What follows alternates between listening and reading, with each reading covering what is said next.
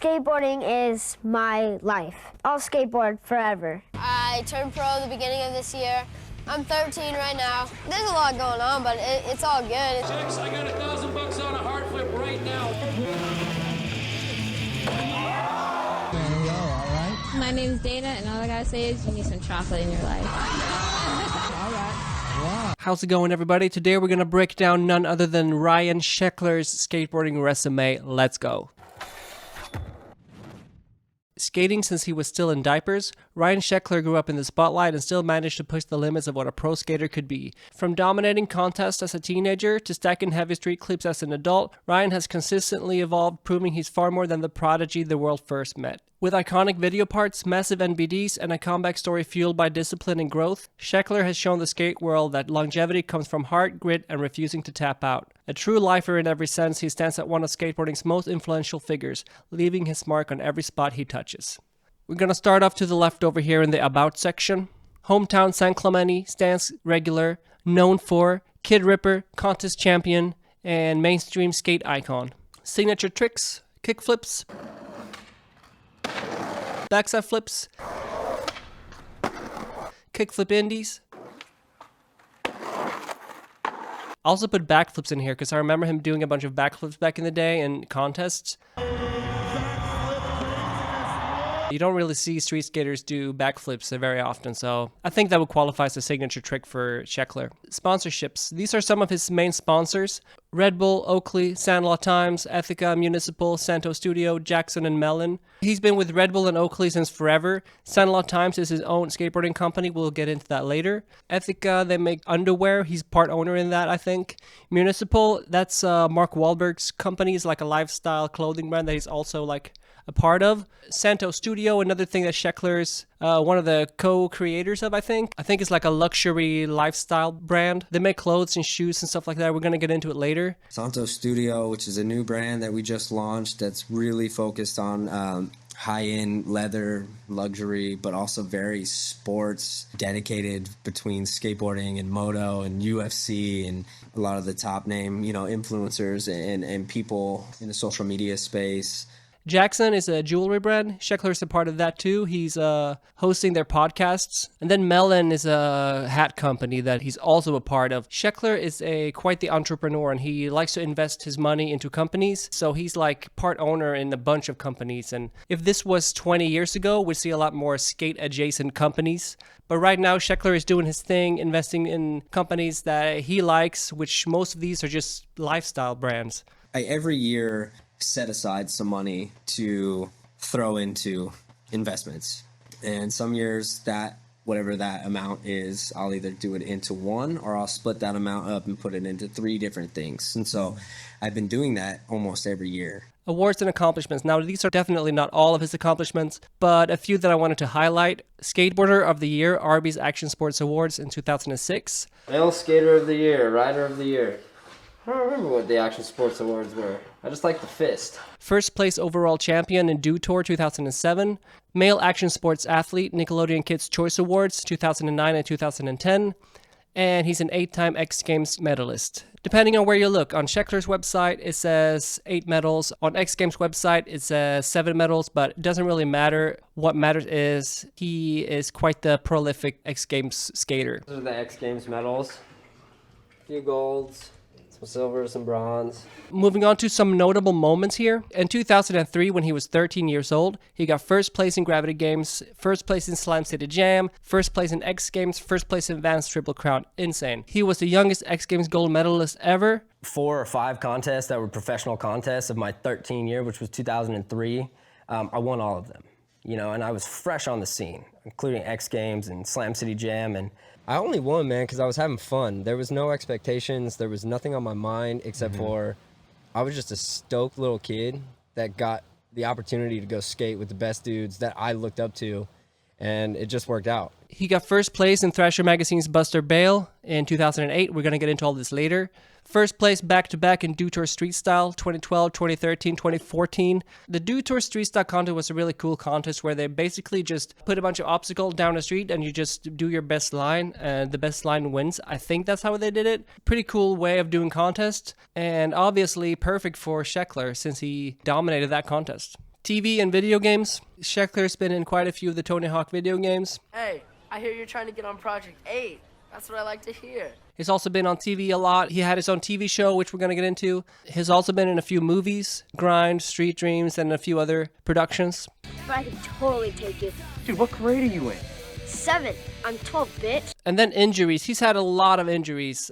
There was a little barbecue on the ground, and I stepped on the barbecue and burnt my foot. 2nd-degree burns. He's probably broken his elbow like 10 times. ACL, meniscus, broken his ankles. He's just had injuries on top of injuries on top of injuries. Dude, I had like a really gnarly run of like 6 years of getting hurt, getting better, getting hurt, tearing something, breaking something. I broke both my ankles and fractured my L1 in my back on one fall. Fell 16 feet. Broke my left elbow 6 times. Right elbow 4 times with plates and screws in here. Liz Frank injury on my right foot. Completely separated the first metatarsal and both MCLs, both meniscus. Jesus. Just got MRIs today for my ACL and my left knee. 3 concussions, 2 of them hospitalized. I think it's quite inspiring, actually, to see how he can come back from all these injuries and how he just keeps pushing himself, even though he keeps getting injured. Now, these are some of his major videos right here. Digital Every Day from 2003. That was his first street video part when he was like 12 years old. And then we had Almost Round 3 in 2004. I was a big fan of Ryan Sheckler growing up, and his part in Almost Round 3 was so inspiring to me because he was a kid and I was a kid, but he was a pro skater. He was successful. He got to go on these trips with all these other pro skaters. Looked like he was living the dream. And the song was just so fitting too. The song Why Can't I Be You by The Cure. Why can't I be you? He had everything I could ever dream of. Young kid like me, skate pro, got to go skating with all the other skate pros. I just wanted to be him, so perfectly fitting song. Thrasher King of the Road, Plan B Super Future, Red Bull Perspective, Plan B True, Red Bull Lifer, and Rolling Away. I'd say these are his most influential skate videos over the years. So we're going to back up and we're going to go into the more detailed history of Sheckler, starting with early days Grom Prodigy. Now, Sheckler started skating when he was 2 years old. He was probably shorter than his skateboard when he started skating. And then when he was 6 years old, Tony Hawk came to his birthday party. Now, this is just crazy to me. Apparently, Sheckler's dad, keep in mind, this was in 1995. Emailing was brand new, basically. So he just sent Tony Hawk an email. Hey, my kid's having a birthday party. Do you want to come? Just thinking about doing that sounds so random because he didn't know Tony Hawk at the time. But Tony Hawk said, yeah, why not? So Tony Hawk showed up at Ryan Sheckler's birthday party. Your dad sent an email to me or my website. I don't know. Even those like the early days of email too. I don't even know how. It's like, hey, my son loves skateboarding and we're going to have his birthday party at NCS YMCA. And my first thought was, that's awesome that like there's a young kid into skating. Like, that's how rare it was. Truly, that you were so committed to it. And he's like, I'd be really stoked if you came by. And that was my spot because that was the only place to skate. Yep. We brought our whole street, all these kids in San Clemente, we brought them all. 2 years later, I got to do a demo with you. And that's where that photo of me wearing the World Industry shirt, and it's at nighttime, and I think it was at a fairground or something. If my parents were to email Tony Hawk, hey, my kid's having a birthday party, do you want to come? Like, why would they even expect him to even answer, let alone show up to the birthday party? I think it's just insane, but it's awesome, isn't it? And then a year after the Tony Hawk appearance at his birthday party, Sheckler got sponsored by Etnies, Oakley, and Volcom. These are the 3 main companies that we associate young Sheckler with. When I think of young Sheckler, I think of the helmet with the Volcom sticker in the front. Hey, what's up? I'm Ryan Sheckler. And the red Etnies. My shoes have always been red. I think I got red Ethka underwear on right now. And Oakley sunglasses, of course. And then at 9 years old, he got on World Industries. So he got his first board sponsor at the age of 9. So all of this before the age of 10. A bunch of sponsors, Tony Hawk at your birthday party. Ryan loved skating, and he would enter these contests, the California Amateur Skateboarding League contest. He would just win all these amateur skate contests and climb the ranks. California Amateur Skateboard League. That was like, that was huge for us. I think my first contest, I was 6. I won a contest. You know, I won the first one that I tried. Amazing. Wow. And from that point on, it was just like I kept going up ranks or classes year by year until I finally made it to factory. I made it to factory when I was like 12, and I won the state championship, and that got me a kind of a wild card pretty much to go skate Vans Triple Crown. I ended up winning that, and then that got me a wild card to X Games. And then I won X Games. Rodney Mullen called his house, and his dad picked up the phone. Hey, this is Rodney Mullen. I want to talk to Ryan Sheckler. Ryan's dad was like, yeah, right. Hung up the phone. Hey, Dad, who was that? Some dude saying he's Rodney Mullen. But it was actually Rodney Mullen. So they would call him back, and he would offer Ryan a spot on the Almost team, turning him pro immediately. So Ryan left World Industries and went to Almost and turned pro at the age of 13. And this is when he went from being a grom prodigy to a skateboarding superstar. I wonder how many times Rodney Mullen's been hung up on just for that reason. I don't know. This ain't Rodney Mullen. Later, bro. Was there a dilemma like, oh, do I just stay pro for World? Or it's like, I can't refuse a Rodney Mullen call? Were they turning you pro for Almost right away? Yeah, it would have been pro. From that age, I might have been 8 or 9. I was like, 21. I think 21's a good age to go pro. That means I'll put enough time in, like, I think it's going to take me that long to turn pro. And then when it happened at 13, it was like, I still had that 21 in my mind, like I had no idea. And how did you prepare for that challenge? I couldn't prepare. I didn't have anyone to base it off of.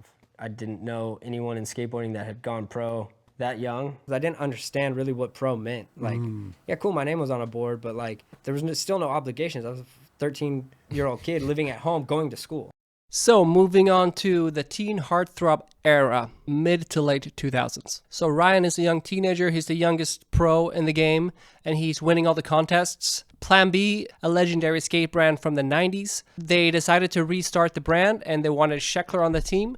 So they recruited Sheckler around this time, around maybe 2005, 2006 or something like that. And this is around the time where Life of Ryan started. Ryan was on top of the world in regards to skateboarding. He was young, he was successful. Rob Dyrdek actually told him, hey, Sheckler, you should get a reality show on MTV. One thing led to another, and then Life of Ryan started. And Life of Ryan was crazy. I remember watching Life of Ryan when it aired on MTV back in the day, and I loved it. I love seeing behind-the-scenes stuff from skaters. Life of Ryan basically turned Sheckler from a successful young skater to mainstream Hollywood teen heartthrob level famous. You have like this great career, but you also are a heartthrob. Like so many ladies like are constantly chasing you. I'm sure you get fans galore. Any girls coming up to you crying all the time? Yeah, that happens. That happens, and I'm like, what are you crying for? Stop crying. Like, you make me feel bad. Everybody knew Ryan Sheckler. I remember being in middle school in a small town in Sweden, and there were girls in my class that had crushes on Sheckler at the time. Now, he was huge. This was like some Justin Bieber type thing. Girls that didn't care about skateboarding would buy tickets to X Games just to see Sheckler. Ryan Sheckler's really hot. Really hot. Who did you guys come here to see? Sheckler. Ryan. It was insane. He was on top of the world here, which also had its downside. People were jealous of Sheckler because he had it all. Fame, money, success, girls, talent. He had everything. Everything we all wanted. So people started hating on him, which he obviously didn't deserve. So it made everyone feel uncomfortable. Like, is he a teen beat and superstar, or is he a pro skateboarder? He got a lot of grief for the Proactive commercial. He got a lot of grief for the Axe commercials. It was different. There was a moment where we were seeing what he was doing going, is he supposed to be doing this? Like, is this cool? There hadn't been a street skater yet to put themselves on the map for a mainstream audience. Some people despise him for that. If anybody ever is talking about you in a negative way, it always messes with your head at some level. It was super tough because I thought I was doing something cool because I was definitely introducing skateboarding to kids that had never thought about skateboarding. And then the actual skateboarding world was like, this is lame, like you're lame. I felt like backed into a corner because I was trying to do my own thing. All of a sudden, these dudes are like, Ryan Sheckler is ruining skateboarding. And he was crying on TV because his parents were announcing that they were getting a divorce on camera right in front of everybody, which makes sense. Like, why wouldn't you cry when your parents tell you that they're gonna divorce? So people would start calling him Crying Ryan and saying that he ruined skateboarding because he was a sellout and all that stuff, which he didn't deserve, obviously. But I think that's the thing that young dudes do when they see somebody that they would consider maybe a peer or somebody that has what they want. When they're feeling jealous, they start hating on them, which totally unfair. It's the same thing that happened to Justin Bieber back in the day. It's like Justin Bieber, but 10 years earlier. Life of Ryan was huge. They pulled in millions of viewers. They had the primetime spot on MTV Friday night at 10 p.m. But eventually it came to an end. And what we've learned about Sheckler is that he's incredibly determined and disciplined. And he has this winning spirit in him. And that's one of the main reasons why he would win all these contests, because he could just lock in. He just needs to win. There's something to be said for you're under all that pressure. You got all of those cameras on you and you still walk the walk. You still won in X Games. Like, that is huge. That had to be done. Like, that was my only mission for that show, was to like do very well in contests, especially because I'm the guy, like you said, bringing 12 people that are part of this film crew and my whole friends, the cast, and like I'm showing up. So like if I'm showing up, I have to show up. But there's a contingent physically. of the crowd that went to X Games just to see you. So after Life of Ryan, when he was still kind of super famous, but not really respected in the way that he wanted to be in the skateboarding industry, that just triggered something in him. And he was like, if I can just prove that I'm actually one of the best skaters ever, I should earn the respect, right? So that's when the Super Future video drops, and he did the Costco Gap massive kickflip, which is one of the biggest kickflips ever done.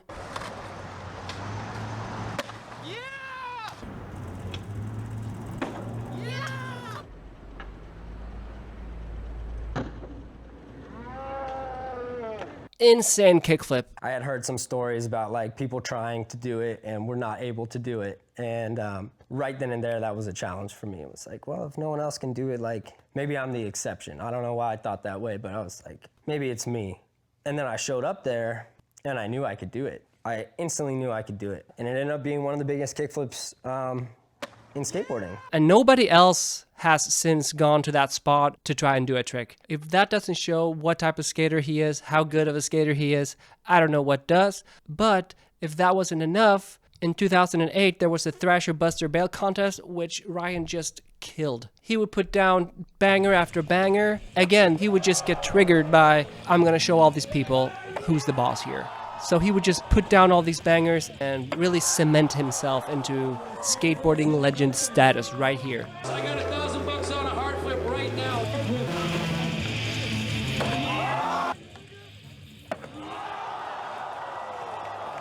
On top of the world, post Life of Ryan, after doing all these crazy stunts here, Jake Phelps asked him on camera, did you backflip flip El Toro? Because there was a rumor going on. At Buster Bail, was that one of the greatest days of your life? That was the greatest day of my life. This is what I heard, that you backside flipped El Toro. Yes or no? Yes. Sheckler made the mistake and lied and said, yes, I did, because he was going to backside flip El Toro and he went to try, but he never landed it. Backside flipping down that 17 was what triggered my mind to be like, oh, I think I can backside flip El Toro. Okay. And I'm looking at it and I'm like, I wasn't there to skate it that day, but I'm like, oh, I can do this. I got a cast on my foot and I'm at Etney Skate Park and Phelps comes up to me and I'm like flustered that Phelps wants to talk to me and he just like... You're 17 at the time? Yeah, and he just like put me on the spot. Did you backside flip El Toro? Yeah. To be honest with you, like my head was screaming no. I didn't.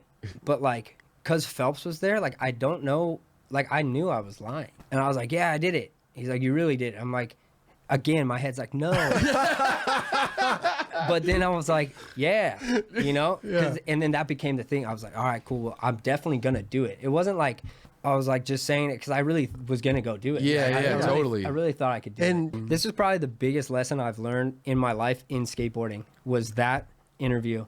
Was the power of what one lie can do. You know, I did lie. To me, yeah, at that time, yeah, I was definitely a fraud. And I felt bad about it, and I think about it all the time. But that lie has saved me from a million lies that I might have told along the way to get here. There you go. But I did do a disservice to skateboarding by saying I did something that I didn't, you know? And it's my fault. You know, it's my fault, and I own up to it. And I've apologized, and I did not do it. I wish I did. I tried it though. I tried real hard to do it. Yeah, right. You know, and I gave it 7 good attempts and stuck one that just like, but like that was an impact that like, I never felt anything like that before. Yeah, I actually got a pit in my stomach every single time. I couldn't get used to the feeling. So that's like when the one flipped around and hit my foot, I was like, oh, this is it. Like, this is it. I'm rolling away. And then I still landed on the bottom stair. Oh. Yeah. And it made me do the splits. And then, like, it was like crazy, you know? But,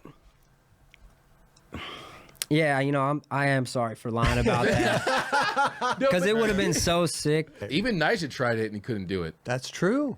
That says a lot, too. Yeah. I was in middle school at the time, I think, and I remember waiting on the footage, waiting on, oh, when are we going to see the backside flip del Toro? And it never came out. And then it felt like years went by before we heard him confess and say that he actually lied and he never landed it. We all make mistakes. I didn't think it was that big of a deal, but a lot of people did. I think it's safe to say that the skateboarding world forgives you, Ryan. But I still think that he can still pull that backside flip off. I mean, I think he could do it, man. The stuff that he did in his latest video part, he's still clearly ripping out there. And I think he could actually pull it off. So it'd be crazy to see him go back and do it. That would be just such a redemption story. The Sheckler Foundation is a foundation that Sheckler started back in the mid-2000s, I think. They've raised over $2 million to young people in need. If you're this successful, you should give back to the community, and he does, so that's great. Yeah, dude, it's one of those things where it was like my opportunity to like give back to skateboarding, give back to schools, give back to kids, children's hospitals, you know, adaptive action sports, like kind of just do something that meant something that I felt really good about and really like driven to do. Now we're going to move on to the last era, the living legend era. After over 25 years, Sheckler decided to leave Etnies, and I thought we could take a look at his 8 pro models for Etnies. In 2006, we had the Sheckler Once. Seeing this shoe just pulls me back into my younger days, playing Tony Hawk's Pro Skater and watching X Games on TV. This is a classic. We had the Sheckler 2s in 2007. And then the Sheckler 3s in 2008. This is the emo girl shoe that all the emo girls would wear. The Sheckler 4s in 2010, a mid-top, again with the red and black. The Sheckler 5s in 2011. This one kind of looks like Supra Skytop, I would say, or a Supra Vader. Mid-top again, red and black. And then we had the Sheckler 6 or Sheckler 6 LX. And then the 7th pro model was the Sheckler Marana. I feel like this is really when he found his perfect shoe. Now, he would do updates on it, and they would release different variants of it. They did like a 10-year anniversary release of it, and they did different versions, the Michelin Marana and the Marana Slip-On. And then in 2022, his last pro model for Etnies was the Etnies Estrella. And then in 2025, he's on Santo Studio, and he's releasing this shoe. Now, this is not a skate shoe. This is a everyday lifestyle sneaker, which you could skate in, apparently. But to come into this space and to create a genuine Italian leather shoe was something very special for me. But not only is it just leather and a beautiful looking shoe, you can skate in this shoe, and I do. I think he just wanted to do something different, do his own thing. I respect that. Back to the resume. On a trip to Taiwan, he did that crazy drop-in on that freeway overpass. Probably one of the most dangerous stunts ever done in street skateboarding. I mean, if he was just off just a little bit with his balance, he'd be cooked. Like I said before, he doesn't need to prove that he is one of the best, but he just has that drive inside of him. And he just wanted to up himself. He just keeps doing it, which is why I'm saying, go back to El Toro, Ryan. I think you can do it. He did the freeway overpass, and he was battling injuries back and forth at this time. Sheckler Sessions was basically the life of Ryan that we always wanted. No drama. No, you have to break up with your girlfriend on camera. It was all about skating, going on trips, going to contests, going to demos with a team, behind the scenes of our favorite skaters that we wanted to see. Ryan really enjoys the spotlight. He wants the attention, he needs the attention, but he also needs to show that he's worthy of the attention, which is why he does all these crazy stunts, but he's also keeps doing these things to put himself in front of the camera. As a fan, I really love seeing all the behind the scenes stuff, not the drama necessarily, I don't really care for that. But that's why Sheckler Sessions was such a good thing, because there was no drama. Plan B True, another legendary video part from Sheckler back in 2014. A few years later, he left Plan B and started Sandlot Times. Sheckler is one of the biggest names in skateboarding, and it makes sense that he would grow tired of the same old and wanted to move forward, try something new. So he started Sandlot Times, his own skateboard company. This is what their website looks like. Let's check out their boards. Yeah, they're all sold out, it looks like.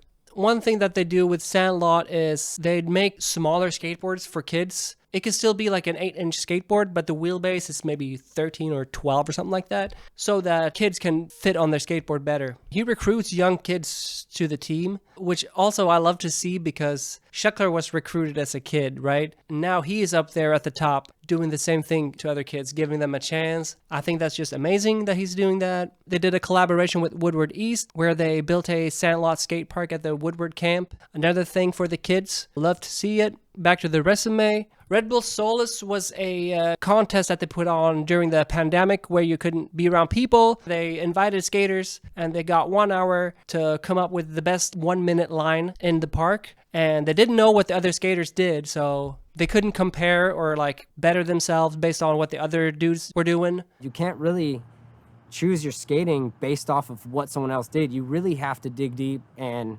skate how you skate. You're just being you. You're being your authentic self and skating how you skate. I really like that way of doing contests, actually. And I love to see the process of them putting together the lines. It's just a really interesting concept. And then we get to Red Bull Lifer and Rolling Away documentary. This was his most recent skate part. Crazy skate part. And the Rolling Away documentary is basically a documentary with a little backstory on Sheckler and his life. Kind of a behind the scenes of the making of the Red Bull Lifer part. Amazing documentary. I just rewatched it, and if you haven't seen it, or if you did watch it when it came out and haven't seen it since, go back and watch it because honestly, that's one of the best skate documentaries I've seen. At the end, when they show you when he finally landed that tail drop kickflip, I have to say, I got a little teary-eyed. I mean, the physical and mental battle that went into that trick, and the skate part in general, the way that they put the documentary together, it's just amazing. And there's these interviews with P-Rod and T-Puds and all the other skaters that he hangs out with, so it's totally worth watching. I seriously can't believe it. That was magical. Sick. Well done. So what's next for Sheckler? I know that they're working on a Sandlot video. Can't wait for that to come out. I think based on the crazy life that Ryan has had and still has, from him being in the spotlight, being a punk kid, and today when you watch interviews with him, he just seems so humble and grateful and kind-hearted. He seems like a really sweet guy. He's probably an amazing friend and just a great person overall. With everything that he's gone through, him being where he is today, mad props to Ryan. He's still out there pushing it. Can't wait to see what's next. And there you have it, the Ryan Sheckler skateboarding resume. If there's a skater whose resume you'd like me to make a breakdown video about like I did with this one, leave a comment down below, and I'll see you in the next one. Have a good night.